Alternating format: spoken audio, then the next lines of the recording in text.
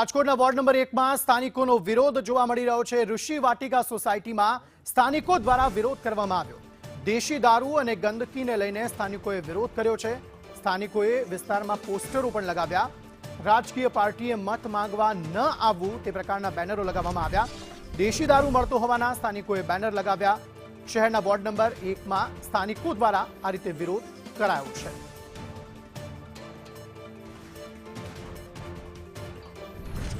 દિવ્યેશ જોશી અંગે વધુ માહિતી સાથે જોડાઈ ગયા છે। દિવ્યેશ, વોર્ડ નંબર 1 માં સ્થાનિકો દ્વારા વિરોધ કરવામાં આવી રહ્યો છે। પાર્ટીઓને કહેવામાં આવી રહ્યું છે કે કોઈ પણ વોટ માંગવા ન આવતા।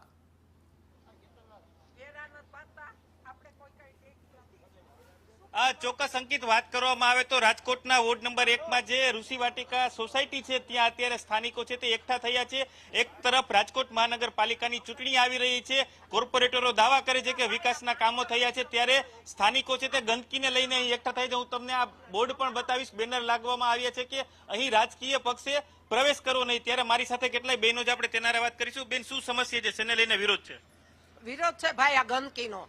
અહીંયા ઉકેડા કરે છે, શેરીએ નંબરની કચરા પેટી નથી તો શું કામ અહીં નાખે? 2 દિવસ પહેલાની વાત છે, પેલા બેન આવ્યા, મેં અહીંયા શું કામ તમે કચરો નાખો? તો તમને છે નો વાંધો? મેં મને વાંધો જ, હું અહીં રહું। કૂતરા લઈ આવીને અમારા દરવાજા આગળ ઈ જબલું નાખે છે, તો ઈ ગંદકી મારા ઘરે થઈ કે ક્યાં થઈ? ચોક્કસ અહીં દેશી દારૂના બોર્ડ પણ મારવામાં આવ્યા છે। શું કહેશો, અહીં બોર્ડ મારવામાં આવ્યું છે કે દેશી દારૂ મળશે? શું છે અહીંયા? દેશી દારૂ ખુલ્લેઆમ વેચાય છે। 3 દુકાનો ખુલી ગઈ છે। યુનિવર્સિટી પોલીસની મહેરબાનીથી અહીંયા કણે દેશી દારૂના કાયદેસરની દુકાનો ખુલી ગયેલ છે। સવારના 6 વાગ્યાથી માંડી રાતના 10 વાગ્યા સુધી ખુલ્લેઆમ દારૂ વેચાય છે, બરોબર। તાત્કાલિક ધોરણે આ દારૂ બંધ કરવા અને આ રસ્તો ક્લિયર કરાવવા અમારી અરજ છે। આ તમે બોર્ડ મારવામાં આવ્યા છે કે અહીં રાજકીય પક્ષોએ પ્રવેશ કરવો નહીં, દેશી દારૂ, એનું કારણ શું?